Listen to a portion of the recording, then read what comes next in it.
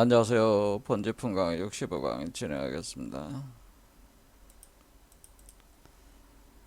지난 일주일간 강의를 진행하지 못했는데요. 제가 여러 가지 강의를 하다 보니까 심신이 지쳐서 그 의욕이 많이 상실을 했어요.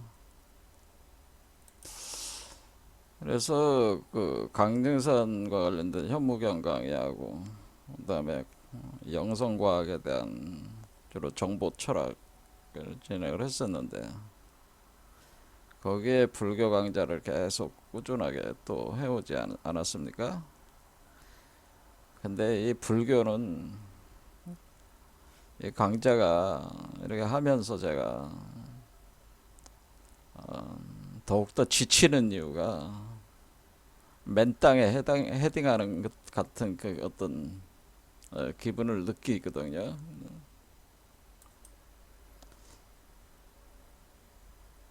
그래서 맨 땅에 헤딩하는 기분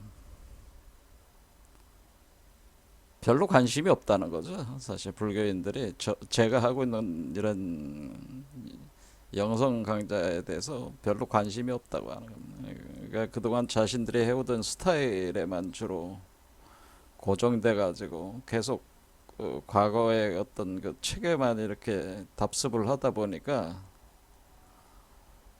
서로 갈라져 나가서 자기 분야만 이렇게 그 세계에 갇혀가지고 세계를 또 보게 되다 보니까 불교들이 좀 그런 특성이 점점 심화되고 부정적인 면이 드러나고 있는데요.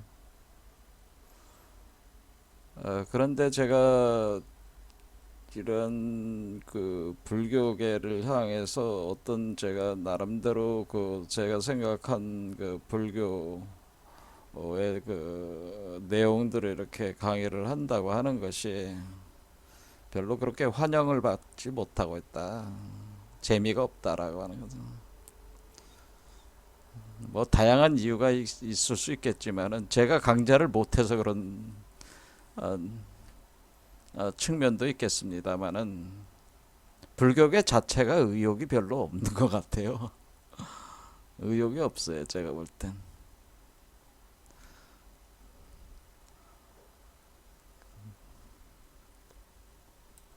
이제 불교 자체가 그 매너리즘에 빠져 있는 것 같아, 거의 다. 그래서 맨 땅에 헤딩하는 기분으로 계속 강좌를 하다 보니까 더욱더 지치는 겁니다, 불교 강좌가. 그래서 과연 그 에너지를 투입하는 것에 비해서 그 의미가 별로 없는 일을, 이 유용성이 없는 일을 이렇게 계속 이렇게 할 가치가 있느냐에 대한 회의감이 든다는 거죠.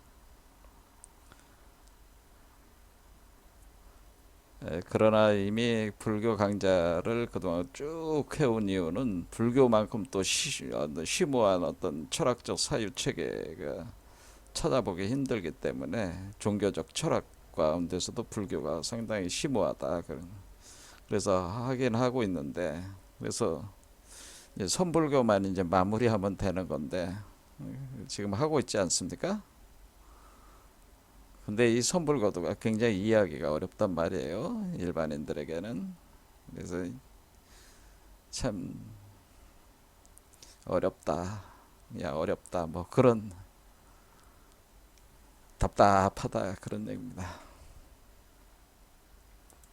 어쨌든 선불교 강좌를 끝내면 이제 불교는 일단 다 끝내는 거니까 이제 앞으로 한 10개 내지 15개 정도 강좌를 하면은 끝나지 않겠냐 생각하고 있는데 이미 시작을 했으니까 뭐 끝내긴 끝내야 되겠죠. 그래서 뭐 별로 마음이 내키지는 않지만은 뭐 계속 뭐 중간에 멈출 수는 없잖아요. 마무리는 어떻게든 해서 끝내야 돼. 예, 그런 거니까 뭐 계속 진행을 해보겠습니다. 그래서 오늘도 이제 지난 영상에 이어서 이제 또 이제 진행을 하는데요. 우리가 이제는 화두가나선으로 이렇게 하는 이 공부는 사실 대종구라는 그 한마디로 그 양반이 그 창안한 수행법인데 그거를 그 앞서 있던 그 조사들의 그런 어떤 그 말과 행적들을 활용을 해가지고 공안 화두화 시켜가지고 그거 가지고 이제는 하는 건데 근데 실상에 있어서는 이 화두가나선 이전에 그 조사선언을 하시던 분들은 말 그대로 화두가나선을 안 하는 그거는 그런데 별로 관심이 없는 이게 대종호가 맞는 거니까 그 전에 계신 분들은 화두가나선이 뭐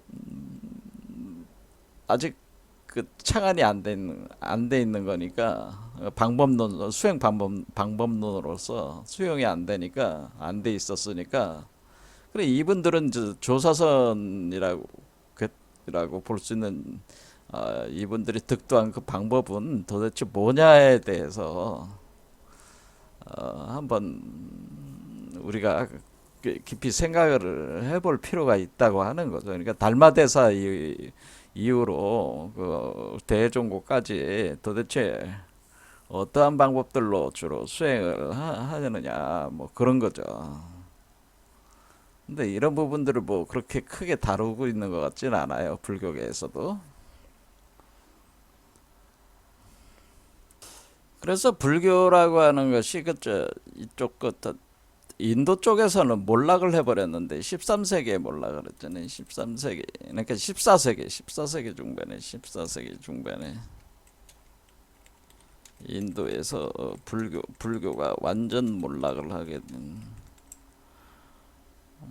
하게 되고 대승불교 체계는 티벳과 중국 양쪽으로 가게 되는 거죠. 대승불교 불교는 티베트와 중국 두 방향으로 전개가 된다고 하는 거죠. 그래서 티베트에서는 티베트 밀교를 제가 강의를 했지만 한마디로 밀교 그러니까 탄트리즘 밀교 체계로 수행 방법들이 이제 되는 건데 근데 이 티베트는 그 바로 히말라야산 넘어잖아요. 인도 북부에서 히말라야산을 넘어가면은 그쪽 히말라야산 맥을 넘어가면은 그 티베트잖아요. 그 티베트 지역하고 그다음에 이 카슈미르 요즘에 인도하고 파키스탄이 싸우는 그 카슈미르 그 지역도 많이 발전을 하게 되는데 이 티베트 밀교와 같은 게 그러니까 티베트 밀교가 사실 카시미르 쪽 에서 더 성장한 그 대승불교가 그쪽에서 이 티베트로 넘어가는 길이 많기 때문에 그쪽에서 전수가 이렇게 돼간 것이 이제는 티베트 밀교라고 이렇게 볼 수가 있는. 그런데 그러면은 티베트는 사실은 그 인도의 그 불교가 계속 발전한 거를 그대로 정통 계승을 했다. 사실상에 있어서는 티베트 밀교가 인도의 티베트 불교가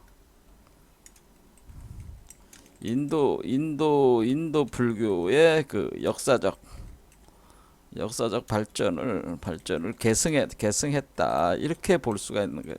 직접적으로 계승을 했고 인도 밀교가 그러니까 인도 불교가 밀교화 됐는데 이거를 그러니까 인도 불교에서 그 힌두교를 흡수를 해서 이렇게 만든 게 밀교란 말이에요. 근데 이게 그대로 티베트 불교가 됐으니까 이게 바로 이렇게 그 인도 불교가 발전하는 발전의 그 흐름을 타고 가면서 티베트 불교가 성장을 한 거죠. 그런데 여기서 수행법이라고 하는 것이 그러면 역시 그러면 인도 불교에서 주로 한 수행법이 이 대승불교라고 하는 것은 우리가 중간 사상 용수의 중간 사상이 있고 기본적으로는 용수의 그 중간 사상과 그 다음에 어, 무착과 세친의 이게 두 사람이 이제 형제지간인데요. 배다른 형제로 제가 알고 있습니다만은 무착과 세친의 그 유식학 육아 유식 행파 육아 유식행파의 행파의 학문 유식학이라고 하는 이 두 개가 결합을 해가지고 요 두 개를 결합이 된 게 우리가 대승불교라고 하는 거죠. 그럼 이렇게 인도로 넘어간 거는 그러니까 사실상 그 수행법은 이 육아 유식행파 여기 요가 수행법이라고 하는 요가 수행법이 더 요가 그러니까 여러분들이 이제 요가라고 요가는 뭐 잘들 아시잖아요. 요가 수행 체계가 있습니다. 그래서 요가 수행 체계가 사실은 기본이 되는 거죠. 티베트 불교가 발전하는 데 있어서. 그러니까 요가 수행 체계. 그래서 요가 수행 체계는 이거는 그 불교뿐만 아니라 힌두교와 불교가 다 공유하고 있는 수행 기초다 그런 얘기는. 그러니까 서로 영향을 주고받으면서 발전을 하게 되는데 이 요가를 할 때 요가가 우리가 이제는 유명한 그게 이제 파탄잘리라고 하는 분이 쓰신 요가경이라고 요가수트라 그러니까 수트라가 경이란 뜻이니까 이 요가경이라는 게 있습니다. 이 요가경에 기초를 해가지고 요가가 구성이 되고 오늘 무슨 여러분들이 뭐 보면 뭐 요가를 가르친다고 해서 이렇게 가서 보면은 주로 몸 동작을 많이 가르치잖아요. 몸과 호흡을 가르치고 그거는 이제 요가 체계에서 우리가 아사나와 그다음에 그 프라나야마라고 하는 호흡법. 그러니까 우리가 그걸 기초로 해가지고 이렇게 그 몸을 위주로 한 수행을 이제 하타 요가라고 하는데, 하타 요가는 몸을 가지고 이제 수행을 이게 이제는 우리가 여러분들이 그 시중에서 그 저기 건강센터 이런 데서 가르쳐 주는 그게 이제는 아사나라고 하는 그 자세. 이거는 어떤 자세들, 뭐 기기묘묘한 자세들 많이 취하잖아요. 자세와 그다음에 호흡법 같은 호흡법은 이제 프라나야마란다. 프라나야마라는 이걸 기초로 특히 이제 자세를 위주로 이렇게 가르친. 그런데 이게 결국 그러니까 하타 요가의 그 저기 하타 프라티피카라고 해가지고 하타 요가에 대한 그 이론서들이 나와 있죠. 근데 이론서들 보면은 거기에 보면은 주로 이 몸에 대한 이론 체계가 우리가 그 미세한 몸이 존재를 하는데 그 미세한 몸의 그 칠륜의 시스템 몸 구조. 그러니까 우리가 지수화풍 공하랑이라고 하는 5개 요소에 몸을 할당을 하는 거예요. 그리고 그런데 크게 보면은 몸이 3개인데 피지컬 바디, 그다음에 미세한 바디, 그다음에 극미세한 원인체로서의 바디가 있는 이 3개의 바디가 있는 거예요. 3개의 바디를 7개의 층으로 나눠서 삼맥칠륜 이렇게 개념으로 해가지고 몸 구조로 해가지고 요거를 이제 한마디로 요 그림이에요. 요거를 이제 가지고 이제는 그 수행이론을 이제 전개를 하는 거니까 기존적으로 요가 체계를 했다는 거죠. 그러니까 우리가 이제는 어떤 그 마음과 의식이라는 부분하고 그리고 이 몸에 대한 부분, 의식과 몸에 대한 부분들에 대한 수행 체계가 요가 체계를 통해 가지고 기초적으로 구축이 된 것이다. 그래서 이게 이제는 이게 요가 수행 체계가 어디로 가냐면 티베트로 가가지고 티베트로 가면은 티베트는 이제 언어를 다르게 쓰니까 티베트도 똑같이 그 삼맥칠륜이라고 하는 데는 삼맥칠륜이래. 삼맥칠륜. 여기도 삼맥칠륜인데 이거를 이 삼맥칠륜 메커니즘을 그 탄트리즘, 그러니까 음과 양의 그 결합의 메커니즘으로, 그러니까 요 태양과 달의 운행을 가지고 표현해 주는 것이 요 하타 요가거든요. 요런 거를 그대로 이제 수입을 해다가 티베트 밀교 체계도 일종의 그 탄트리즘을 여기 삼맥칠륜 이거에 기초를 해가지고 이걸 만드는 거잖아요. 수행 체계를 만들었는데, 근데 우리가 이제는 다양한 수행 체계에 대해서 밀교에 대해서 밀교 강좌를 여러분들이 들으시면 돼요. 제가 해놓은 게 있으니까. 자, 거기서 보면은 우리가 뚱모 수행이라고 제가 뚱모 수행.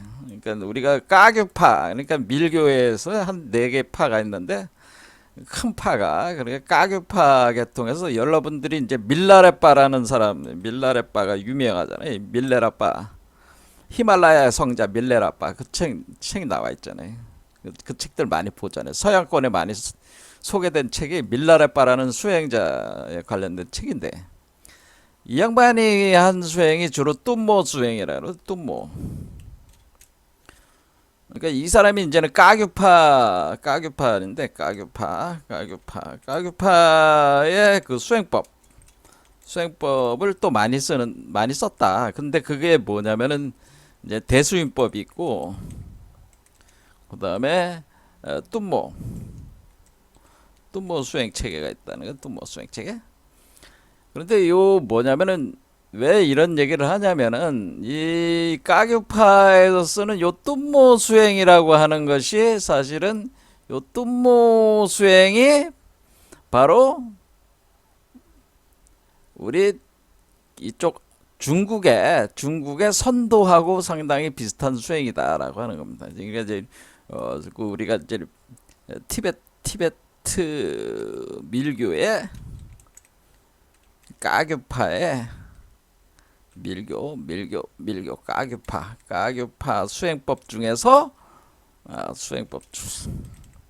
뚱모 수행이 중국의 뭐냐면은 선도 수행하고 선도 메커니즘하고 거의 유사해. 선도와 유사다. 이렇게 보시면 돼요. 그래서 인도 쪽에서는 자기네께 넘어가서 중국 선도를 만든 거다. 이런 얘기가 주장이 있고, 또 역으로 중국 쪽에서는 옛날 노자가 이쪽 인도 쪽에 가서 뚱모 수행법을 전수했다. 뭐 이런 얘기가 될 수도 있는 거예요. 그래 석가모니의 그 불교는 동쪽으로 와서 중국으로 오는 것이고, 불교로 왔고, 노자의 그 도덕경, 노자의 철학은 서쪽으로 가가지고 그것이 이제는 뚱모 수행 같은 수행 체계를 이제 구성하게 된다. 뭐 이런 주장들을 서로 하는데, 그거는 사실 뭐 별로 의미도 없는 얘기니까 뭐 되게 그런 주장을 한다는 거예요. 왜냐면 중국과 그게 이제 인도하고 그렇게 별로 멀지도 않잖아요. 사실은 멀기는 멀어요. 왜냐면은 인도에서 중국에서 인도로 직접 가지를 못했어요. 예전에 그 길을 몰랐어. 예전에 여러분들이 한나라 시대 때 그 장간이라는 사람이 서역의 그 실크로드를 개척을 할 때, 사실 실크로드가 그 티베트 중앙을 가로지르면서 티베트의 그 타클라마칸 사막을 건너가면서 지금 카슈가르라고 하는 거기까지 이제 가는 거잖아요. 근데 그 길이 그렇게 해가지고 거기까지 간 뒤에 인도로 들어왔단 말이야. 그러니까 지금으로 보면 이제 타클라마칸 가가지고 카슈가르 가가지고 카슈가르에서 파키스탄 쪽으로 내려와가지고 북인도로 내려와서 이렇게 들어오는 길인데 그 길은 굉장히 멀잖아요. 이렇게 돌아오는 길이야. 근데 사실은 그 중국에서 히말라야 산맥 아래쪽으로 지금 네팔, 부탄, 네팔, 방글라데시, 부탄, 네팔 그 밑에 길이 있어요. 그 길을 몰랐어요. 예전에 중국에서. 정확하게 몰랐기 때문에 주로 그 불교의 경전을 수입해 가려고 하는 중국의 그 수행자들이 우리가 현장법사 유명한 게 손오공 거기다 삼장법사 나오잖아요. 그 중국의 이제 당나라 현장법사를 모델로 한 건데 그 양반도 이렇게 그 히말라야 산맥 아래쪽에 그 길을 통해서 들어온 게 아니란 말이에요. 그러니까 굉장히 먼 길을 돌아서 온 거는 가까운 길을 놔두고 몰라서 먼 길을 돌아서. 자, 어쨌든 간에 이 그 티베트 밀교의 뚠모 수행법은 그래서 이 뚠모라는 게 바로 이 밑에 있는 불을 뜻하는 겁니다. 밑에다 불을 모아가지고 이 불을 이용해가지고 이 척추에 307륜의 길을 열어가지고 이게 수행하는 방법인데 이걸 조라 수행이라고 합니다. 졸화 수행. 조라 또는 찬달리의 불이다 해가지고 불을 넣어가지고 수행하는 방법이다. 그런 건데 이게 이제는 선도하고 상당히 유사하다 그런 얘기입니다. 자, 그래서 우리는 대승불교가 티베트와 중국 두 방향으로 전개됐는데 티베트로는 우리가 수행법들이 이제는 신두교에서 계속 발전되는 수행법들이 티베트로 넘어가면서 티베트가 인도의 그 불교를 직접적으로 계승한 계승자가 된다 이런 얘기고, 그럼 중국에서는 중국은 수행법이 없잖아요. 수행법이 특별한 게 없으니까 중국에서 뭐냐면은 중국에서 요가를 대체할 수 있는 요가 수행을 대체하는 수행법, 또 수행법을 쓰게 되는데 그걸 지난 시간에 제가 말씀드렸죠. 그게 바로 선도 수행이 됐다. 선도. 그래서 그걸 선도 수행을 하게 된다. 선도. 그러니까 선도를 수용을 해서, 그러니까 결국 중국인들 입장에서는 선도, 그러니까 신선이 되는 방법이 부처가 되는 방법이다 그런 얘기예요. 그러니까 결론적으로 우리가 신선이 되는 것이 곧 부처가 되는 방법 같다 그런 얘기야. 부처가 되는 방법이다. 뭐 이렇게 이제는 우리가 그러니까 선도와, 그러니까 신선의 그 선도와 불교의 불교가 합종하는 어떤 그런 걸로 해서 조사선 계통에 계신 분들은 원래 가나선이 나오기 전에는 바로 선도를 수행을 했다고 하는 것을 알 수 있었다라고 하는 거야. 그러니까 이 양반들이 사실은 하두가나선이라는 거를 만들기 전에 원래 조사선은 우리가 지난 시간에 마조록과 임제어록, 그러니까 마조와 임제라고 하는 아주 위대한 선사들의 이 어록을 봤잖아요. 어록 내용을 보면은 수행법들이 다 뭐야? 선도 수행 얘기가 나오는 거잖아요. 마조는 장양성태라고 하는 태를 길러내는 어떤 수행, 이게 선도 수행이란 말이에요. 근데 임재의연도 적육단이라고 해서 무의진이라는 표현 자체가 이게 선도적 표현이다 그런 얘기입니다. 그러니까 사실은 조사선은 불교 입장에서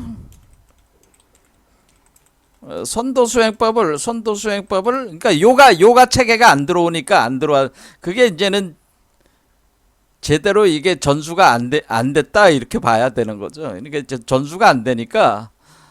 그리고 이제 티베트 밀교라고 하는 것이 일종의 섹스하는 어떤 그런 개념으로 이렇게 표현되다 보니까 상당히 그에 대한 저항감이 상당히 강했단 말이에요. 그러니까 근데 뭔가 수행법이 있어야 되니까 불교 입장에서는 선도 수행법을 적극 수용을 했다고 하는 것을 수용했다고 하는 것을 알 수가 있었다고 하는 겁니다. 이해가 되시죠? 제가 하려는 말씀 이해가 되시죠? 그러니까 우리는 사실 선도 그러면은 그런데 왜 그 대종고는 선도 수행법이 있었음에도 왜 그 하두가나선을 창안을 했느냐 뭐 이런 거예요. 그러니까 이게 시간이 흐르면서 원래 달마대사가 능가경으로 시작했을 때는 자신이 그 소위경전 그 조사선의 이 소위경전은 능가경을 시작을 해. 능가경은 선도 수행 체계하고 상당히 비슷한 내용들이 나오는데 이런 거를 이런 것들이 선도 수행법들이 점점 불가해서 사라지게 된 이유가 있는 거예요. 이게 이유가 있어. 그래서 그걸 화두가나선으로 대체할 수밖에 없는 그러한 이론적 이유가 있습니다. 그러니까 이제 포인트를 제가 그걸 뭐라 포인트를 화두가나선의 포인트는 견성성불이다. 근데 법성 체득하는 거예요. 그러니까 법성 체득 입장에선 선도 수행이 사실 필요가 없어요. 어떻게 보면은 그러니까 법성 체득 그러니까 성태를 길러내고 무의진 적육당 무의진을 만드는 과정은 보신화 과정인데 보신화 과정은 일단은 체상용 단계에서 그 본체에 대한 거를 먼저 획득을 해야지 무슨 보신불로 단계로 나갈 수 있으니까 법신불 자체의 본체를 성취를 못한 사람이 뭐 보신불을 얘기하고 다 헛소리들이다. 그리고 보신불이네 화신불이네 하는 것은 이거는 이게 보신불이나 화신불이라고 하는 것은 상용이죠. 상용. 그러니까 어떤 상이잖아요. 상 또는 상용. 그러니까 어떤 상이고 용이야. 그러니까 원래 그 불교의 그 기본 입장은 뭐냐면은 이 세상은 마야 환영의 세계, 상의 세계란 말이야. 상이라고 하는 것은 사람의 저기 수행자의 마음에 따라 가지고 그것은 드러나는 거기 때문에 우리가 이게 보신불이라고 하는 것도 결국 그 사람의 그 보신불 단계의 의식 수준이 보신불의 몸으로 나오는 건데 그거는 영원한 몸이 아니란 말이에요. 그러니까 보신불 화신불은 상용으로 그 일시적 몸이라 일시적인 몸이야. 그 불교의 그 기본 입장에서는. 그런데 법신불이야말로 법신불이 영원한 몸이다 이런 거예요. 영원한 몸. 그러니까 법신은 본체이기 때문에 영원한. 그리고 이 법신이 다양한 모습으로 드러나는 것이 법신이 다양한 상이나 현상적 쓰임을 위해 드러내는 몸. 그것이 바로 보신과 화신인데 드러내는 몸들은 일시적이다. 일시적. 그러니까 불교 입장에서는 굳이 그 보신불이나 법신불을 수행할 필요가 없다 그거지. 그러니까 보신불이나 그 화신불 그렇죠. 화신불 수행을 할 필요가 없다.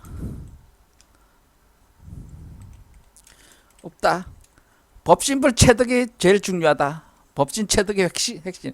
법신을 견성성불하는 것이 핵심이다.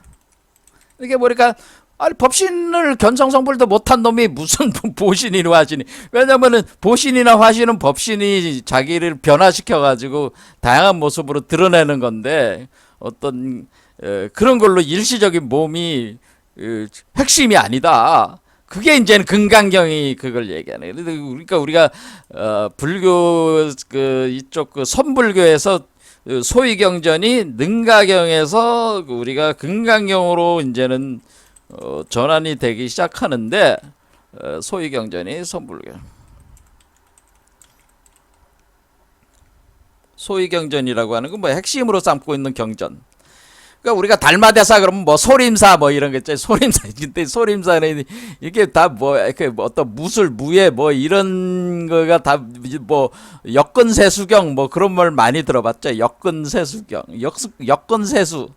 그러니까 우리가 이제는 달마대사의 역근세수라고 하는 것 자체가 역근세수경이라고 하는 것 자체가 그게 뭐냐면은 역근세수한다는 것 자체가 사실은 그게 반본하나라는 메커니즘을 몸으로 성취하는 거를 달마대사가 그렇게 표현한 것이다. 그 역근세수라고 표현한 거고 방법상에서 그것을 하는 방법을 써놓은 무협 유명한 무협 비서가 역근세수경이라는 거 아니겠어요? 그 역근세수라는 그 말 자체가 사실은 보신불 성취하는 수행법이다. 이렇게 이해를 하시면 된다 이게. 근데 이 소유경전이 능가경의 그 달마대사에 선불교 소유경전이 달마대사에 있어서는 능가경이었는데 그 뒤로 뭐 승찬이라든가 뭐 오대 홍인 뭐 이런 계통으로 오면서는 금강경으로 바뀌게 되는데 금강경은 뭐냐면은 뭐 결국 우리가 얘기하는 뭐 아상, 인상, 중생상, 수자상이라고 하는 것은 다 덧없다고 하는 거 아니겠어요? 다 덧없다고 하는 것이기 때문에 일시적이고 덧없는 것이기 때문에 어떤 상에 집착하지 마라. 그러니까 결국 금강경이 얘기하는 것은 아상, 우리가 이제 금강경 아상, 인상, 중생상, 수자상의 상에 집착하지 마라. 어떤 상에 집착하지 마라. 그 얘기는 뭐야? 아상, 인상, 중생상, 수자상. 그러면 우리가 여기서 여러분의 아상 자체가 보신불이 됐다.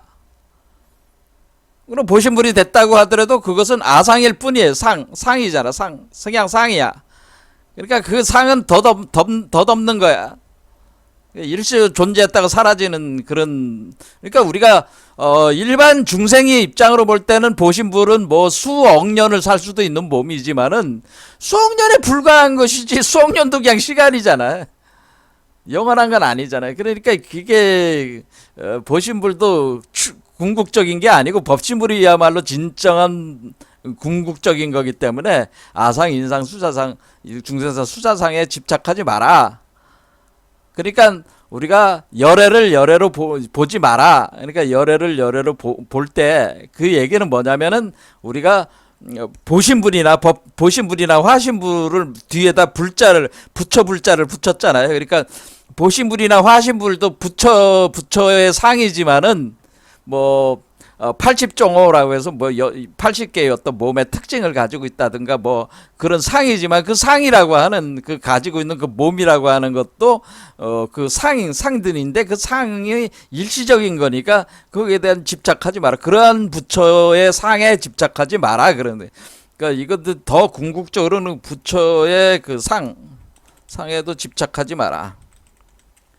결국 뭐냐면은 법신체 자체는 무자성이기 때문에 사실 어떤 특정한 상에 고정될 수도 없다라고 하는 거를 이제 가르쳐 주는 게 그것이 이제 금강경이 돼 버린다면.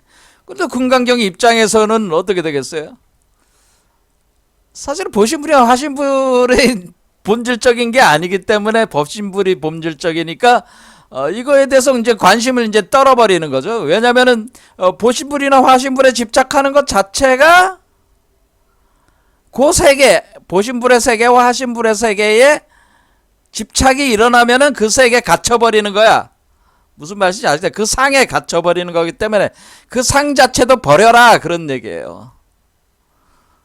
그러니까 근본적인 측면에서 금강경의 주장이 맞습니까? 틀립니까? 맞죠.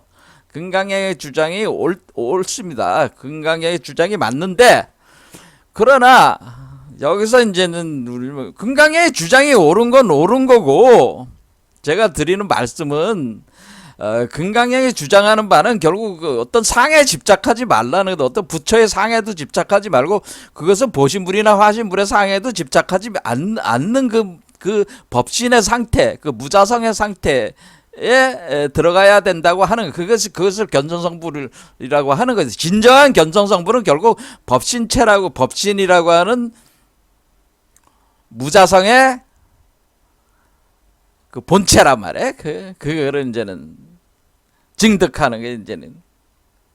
근데 뭐냐면은 그러면 내가 그거를 갖다가 그 법신을 갖다가 그 성취를 했다고 하는 것이 뭐냐면은 우리가 법신 성취가 일어난 뒤에 이 과정에 보신의 과정이 있어가지고 보신을 통해서 법신이 또 성취가 되는 이 전체적인 메커니즘이 또 있단 말이에요. 이 한마디로 이 흐름이 있단 말이야. 그러니까 이 흐름을 이해하지 않은 상태에서 단지 여러분 가지고 저 상에 집착하지 마라 하면은 부처의 상에, 그러니까 여러분들이 금강경을 읽을 때 열애의 상에 집착하지 마라 할 때 이게 무슨 말이야?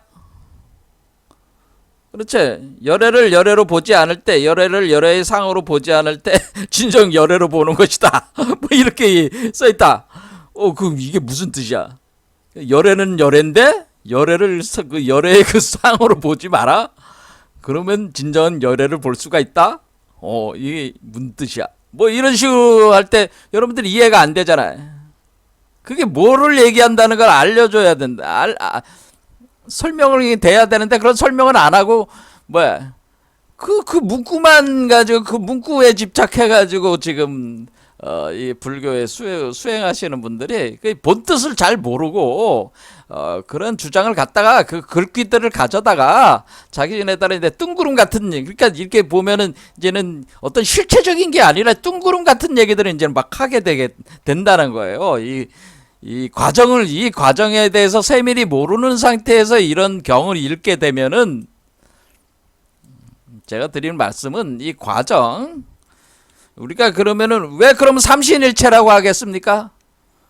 그러니까 왜 그럼 법신, 보신, 화신, 왜 회삼귀의를 주장, 왜 회삼귀의를 주장하느냐? 이런 거하고 안 맞지 않은 것들은 회삼귀일, 회삼귀일, 아이고, 회삼귀일이라고 그랬죠. 회삼귀일.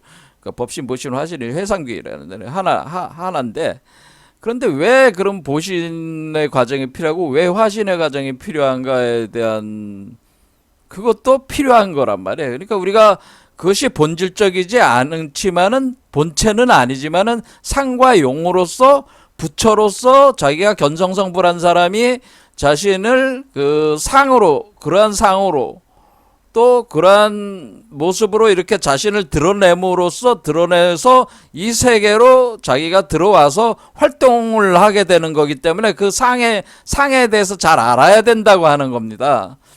그런데 그걸 전혀 모르는 상태에서 그냥 상에 집착하지 말라니까 뭐 그냥 엉뚱하게 이제 자꾸 생각들을 하신다 그런 얘기. 그러면 이제는 그 격가지로 세버리는 거야. 이게 무슨 말인지도 모르고 간다 그런 얘기입니다. 자, 그러면은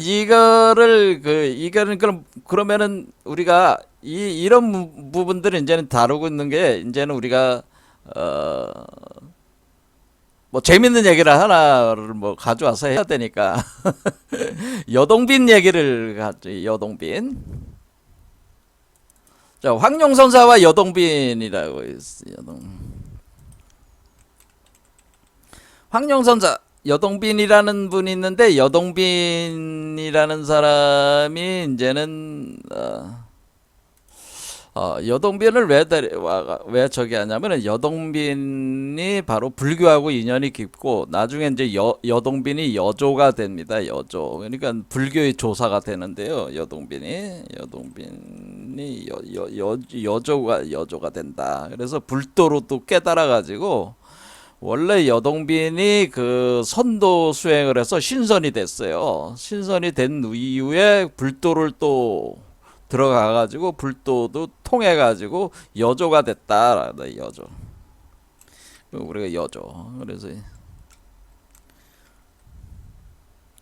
여조가 됐다. 그러면은 왜 신선이 된 이후에도 왜 이 불도를 또 저기를 했느냐? 이걸 이제 알아야 된다. 이거를. 그래서 여기서 이제는 선도와 불도의 그거를 좀 우리는 알 수가 있다. 무엇을 지향하는 것이냐라는 걸 알았어요. 여동빈을 통해서 제가 오늘 얘기하려는 건 여동빈을 통해서 선도와 불도의 차이를 조금 핵심적인 차이가 뭐냐라는 거를 좀 어디에 중점을 두는 거냐라는 거를 알아야 된다는 건. 자, 여동빈이라고 하는 사람은 굉장히 오늘날에도 유명한 사람인데 왜 그러냐면은 이 여동빈이 사실은 중국 역사상은 가장 유명한 신선이 사실 여동빈이라고 볼 수가 있습니다. 근데 여동빈이 왜 저기 하게 되냐면 제가 생각할 때는 여동빈은 뭐 다양한 저기가 있지만은 여동빈은 내단 수행법을 어떤 틀을 완전히 잡은 사람이에요. 이 사람이 내단 수행론. 그리고 이분이 쓴 내단 수행법에 대한 쓴 책이 바로 테을그마 종지라고 하는 책인데 이 테을그마 종지가 여러분은 칼 구스타프 융이라고 해서 칼 융이 황금꽃의 비밀로 번역을 했죠. 그래서 세계적으로 널리 알려져 있는 신선이 바로 여동빈이었다라고 하는. 그래서 이분이 이제 여러 가지 이분의 이름으로 기탁이 된 저서가 있는데 뭐 테을그마 종지라는 게 이 테을그마라고 하는 테을그마가 사실은 우리가 테을그마라고 하는 것이 이것이 연화장이라는 우리가 사실은 테을그마 종지가 곧 사실은 불교의 연화장을 얘기하는 겁니다. 연화장 그러니까 테을그마의 세계가 연화장 세계를 표현해 준 거예요. 그러니까 테을그마라는 요게 바로 연화장 세계 같은 건데 뭐 지금 시간이 없으니까 그거 뭐 다 설명을 하진 않겠습니다. 자, 그래서 테을그마 종지라는 이런 책을 썼단 말이에요. 자, 그리고 이것이 이제 황금꽃의 비밀이라는 책으로 번역이 됐어요. 테을그마 종지 외에도 이제는 종려전도집이라는 종려전도집이네. 근데 영보필법 등 불교 저기 선도 수행에 대한 어떤 다수의 직접 이분이 썼는지 이분의 이름을 갖다 붙였는지 모르지만은 이분과 관련된 이 텍스트들이 있다 그런 얘기입니다. 그래서 여기서 이제는 종려전도집이라고 하는 게 여동빈이 어느 날 갑자기 뭐 자기가 신선이 된 게 아니고 종리건이라는 사람을 스승으로 두고 하여 신선이 되었다 이런 얘기입니다. 자, 그런데 이 종리건으로 해서 이제 신선이 돼가지고 이제는 여동빈이 뭐냐면 이 등에다가 검을 차고 다녀요. 검을 이렇게 검을 등에다가 여기 보면은 이렇게 요 그림을 보면은 뭐야 여동빈 해가지고 요 등에다가 검을 딱 차고 다니네. 그래서 마치 무협 소설에 보면은 주로 이제 검을 우리가 말한 뭐라 그래 무협의 무협 소설에 등장하는 뭐라 그래 협객과 같은 어떤 그런 스타일로 이렇게 보여준다고 하는 거죠. 그래서 이걸로 유명한 것이다라는 이 양반이. 근데 종리건을 만났어요. 그래서 당나라에 당 8대 신선이라고 있었습니다. 당나라에 이제 8선, 8명의 신선이 있는데 그 신선 중에 그러니까 종리건을 필두로 해가지고 8명의 신선이 있어서 8선. 그러니까 우리가 이제 종리건 여동빈을 포함해서 팔선이 있다라는 이 팔선 8명의 신선이 있었다 뭐 이런 데. 하지만 이거는 뭐 중요한 얘기는 아니니까 이때 이게 신선의 도를 많이들 했었구나. 근데 이때 이제는 여동빈이 내당 수행법을 이렇게 정립을 하게 되는 것이 원래 이 당나라까지 오면서 이 우리 몸에 이제는 금단대학이라고 하는 것을 만드는 겁니다. 요게 금단대학이라고 보시면 됩니다. 금단대학을 만드는데 금단대학을 만드는 이 금단대학이 만드는 게 우리가 외단 그러니까 우리가 직접 우리 실험실 같은 데서 오늘날로 따지면 뭐 화학이나 물리 주로 화학 실험실이라고 보면 돼요. 화학 실험실 같은 데서 실험 비커라든가 뭐 다양한 기구들을 이용을 해서 금단대학을 제조를 하는 게 그게 외단 몸 밖에서 제조를 하는 거야 단을. 그 금단대학이라는 걸 제조를 해서 그걸 먹었단 말이야. 그게 대표적인 사람이 누구예요? 그게 진시황이라든가 한무제 같은 사람들 또 당나라 때 아주 유명한 귀족들은 황제들이나 이런 사람들은 금단대학이라고 하는 것을 방술사들로부터 제조를 시켜가지고 거금을 주고 사가지고 많이 먹었습니다. 그런데 그거 먹고 많이 죽었습니다. 그래서 왜냐 금단대학을 만들려면 수은이나 납 같은 거를 거기다가 이제는 결합을 해야 되기 때문에 수은이나 납이라고 하는 거는 또 아주 독극물이잖아요. 그 독극물을 넣어가지고 만들면은 사람이 완전히 폐인이 되는 거죠. 그러니까 이게 외단 밖에서 이 단을 제조를 해서 실험실에서 한마디로 얘기해서 실험실에서 금단대학을 만들어서 제조해서 섭취하는 것은 금단대학 제조해서 섭취를 했는데 이것이 바로 외단이라고 하는 거다. 외단 밖에서 이 외단을 섭취를 했는데 아주 그때 당시에 이제는 많은 황제와 귀족들이 사망했다. 왜냐면 독극물을 먹게 되는 거니까. 그래서 이제 보니까 이제는 그러면서 이제 흐름이 어떻게 되냐면 이제 깨달은 거예요. 주로 이때 금단대학을 제조해서 섭취해서 이렇게 하는 외단에 주로 많이 쓴 기본적인 저서가 주역참동계라고 하는 유명한 텍스트가 있습니다. 이 텍스트를 의 내용을 보고 외단법을 구성을 해가지고 만들었단 말이에요. 근데 주역참동계에 있는 내용이 사실 외단이 아니라 내단을 만드는 거다. 그런 거를 이제는 생각들이 확 바뀌기 시작한다는 거예요. 내단을 만들어야 된다.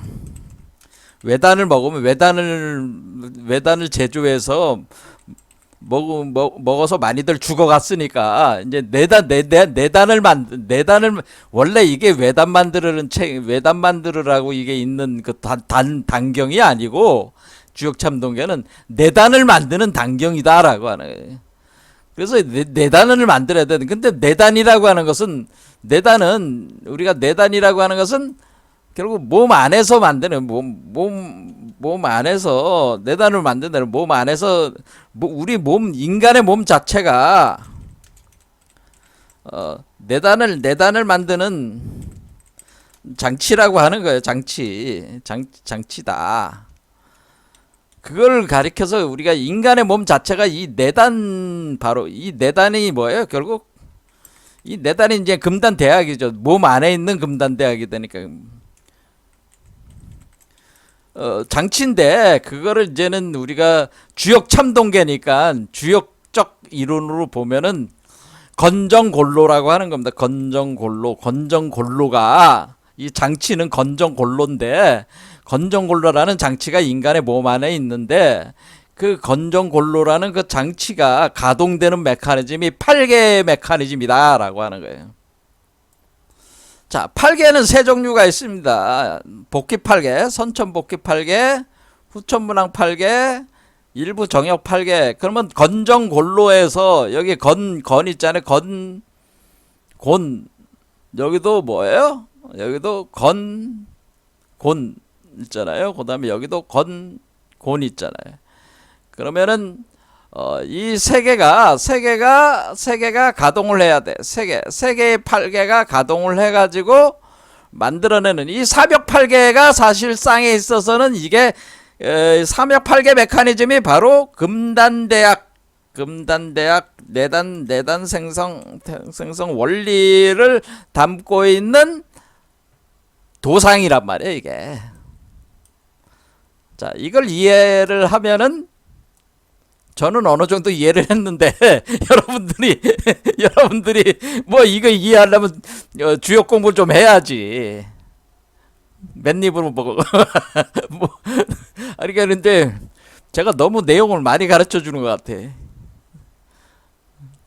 얘도 이거 나중에 주역 이거 강의를 하게 될지 모르겠지만은 아무튼간에 이거 금단대학 내단 생성 원리가 여기 담겨져 있어요. 그러니까 최종적인 것이 일부 정역 8개야. 이 일부 정역 8개 요게 내단이야 사실은. 요 일부 정역 8개가 사람들은 잘 모르는데 이게 우리 한국의 한국의 김일부 선생이 만든 이 일부 정역 8개가 이게 내단이다라. 이게 실제 내단이야. 이걸 이해하는 사람이 많지 거의 없다. 한 사람도 없다. 거의 없는 게 아니라 저밖에 모른다 이게 사실은. 자, 시간 이거 얘기하면 이거 몇 달은 그 강의를 해야 될 내용인데 이거 뭐 할 수는 없고 그냥 너무 아무튼 이런 식으로 하게 되면 이게 건전골로라는 게 있어서 건전골로 그러니까 건곤의 메커니즘으로 이거를 진행을 하는데 우리가 건전골로라는 게 있다. 그럼 이게 불교적으로 따지면은 뭐냐면은 우리가 우리 몸 안에 있는 가운데 있는 것이 블랙홀, 웜홀, 화이트홀로 돼 있는 홀이 우리가 골로라고 하는 것이 뭐냐면 이 곤이라는 게 공개는 바로 공을 뜻하는 거예요. 공개가 공을 표현해 준 거예요. 공을 표현해 준 거고 그 다음에 이 건개는 뭐냐면 건개는 그 자성을 표현해 무자성을 표현해 준 것이다라고 무자성을 표현해 준다. 이게 무자성을 표현해 준 거네. 우주 법신을 표현해 준 것이다. 사실상에 있어서는 법성을 표현해 준 거예요. 건개는 법성을 표현해 준 거고 공개는 공성을 표현해 준 거다. 공을 표현해 준 거고 건개는 법성을 표현해 준 거야, 사실은. 근데 건전골로라는 게 어쨌든 있습니다. 그럼 건전골로를 이용해서 법성체를 만들어내는 거예요. 예, 우리 이게 선도 원리를 불교 원리를 이렇게 바꿔 설명하면 그렇다는 거예요. 자, 그리고 건전골로의 원리에 따라 가지고 이것을 이렇게 이제 우리 몸이 그러니까 우리 몸 밖에서 그 실험실에서 만드는 게 아니야. 그러니까 그거 만들어서 맨날 순인이 나빈이 그 독극물을 먹고 다들 죽어버렸잖아요. 그러니까 사실 우리 몸 자체가 소우주다. 그러니까 우리 몸 자체가 소우주인데 이 우리 소우주가 체 자체가 금단 대학을 생산할 수 있는 내단을 만들어낼 수 있는 메커니즘이 우리 몸에서 작용이 되고 있다. 그것을 운용을 하면 된다라는 것을 알았다는 거죠. 이때 당나라에 와서야 정확하게 알았다는 거예요. 이때 정확하게 알아서 이걸 처음 이론적으로 설명을 한 사람이 여동빈이나 종리건 같은 사람이다 그런 얘기. 그래도 종리건이 스승이고 여동빈이 제자인데 여동빈은 특히 이제 태을금화 종지 같은 거에 이제 그런 이론 체계를 금단 생성 이론 체계 내단으로서의 금단 생성 이론 체계를 설명하는 그 텍스트를 쓴 사람이다 이렇게 이해하시면 되는 거지. 그러니까 이거 가지고 이 사람이 직접 신선이 됐다라고 하는 겁니다. 신선이 됐어. 그래서 신선이 돼서 이제는 놀러 다니는데 이때 그런데 이러한 것을 여동빈만 알았겠냐라고 하는 걸 우리는 알아야 되니까 여동빈만 안 게 아니고 안 것이 아니고 공부가 깊은 공부가 깊은 수행자들은 알았다, 알고 있었다라고 하는 거예요. 그 사람이 누구들이래? 그 사람들이 바로 그 마조라든가 임재의연 같은 사람들도 사실은 이거를 이 이치를 알고 있었다고 하는 겁니다. 제 말씀은.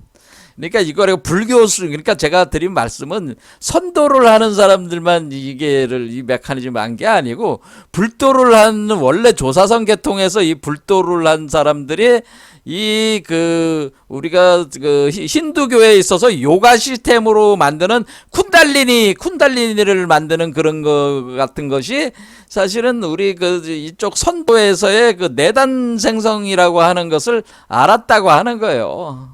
수행을 통해서 알았다고 하는 거죠. 그리고 그것이 중국에 이미 선도 이론 체계로 구축이 돼 있었기 때문에 그런 거에 대한 자료들을 가지고 있었다고 하는 겁니다. 나중에 이제 조동종 계통에서 이런 텍스트들이 나중에 유교 소강절이라든가 이런 쪽으로 이제는 문서들이 넘어가면서 유교가 이제는 점차 이제 성리학 주자학도 이제는 탄생하게 되는 건데요.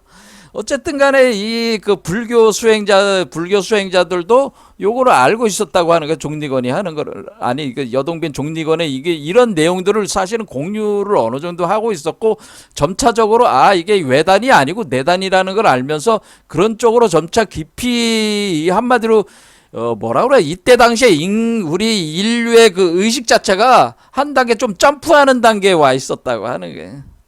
이제 이게 금단대학을 생성하는 거에 대한, 또는 우리 몸 안에서 부처 성태를 만들어내는 적육단 무의진을 만들어내는 메커니즘으로 이게 우리 몸에서 어떻게 부처를 만들어내느냐, 우리가 어떻게 법신화가 되고 그리고 보신불로 몸을 만들어내느냐에 대한 아주 구체적인 어떤 개념들을 여동비만 한 게 아니고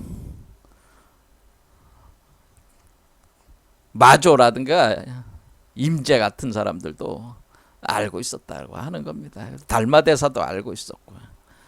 그래서 그런 것들, 그러니까 우리가 지금 불가에서 하는 화두 가나선 가지고 이거 한다고 하는 거는 어떻게 보면은 내용상으로는 상당히 빈약한 논리 체계 안에서 지금 수행법들이 거의 이치가 제대로 전수가 안 되고 있어요. 지금 사실은 이 불교에서 좀 답답한 면이 있습니다.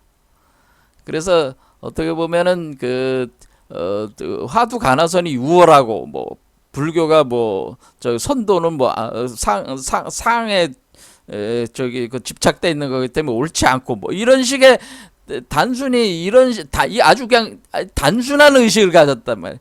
그런데 원래 마조라든가 임재라든가 이런 여동빈 같은 사람들은 뭐냐면 이미 굉장히 높은 수준에 있는 수행자들은 이걸 통합적으로 다 알고 있었다고 하는 거예요.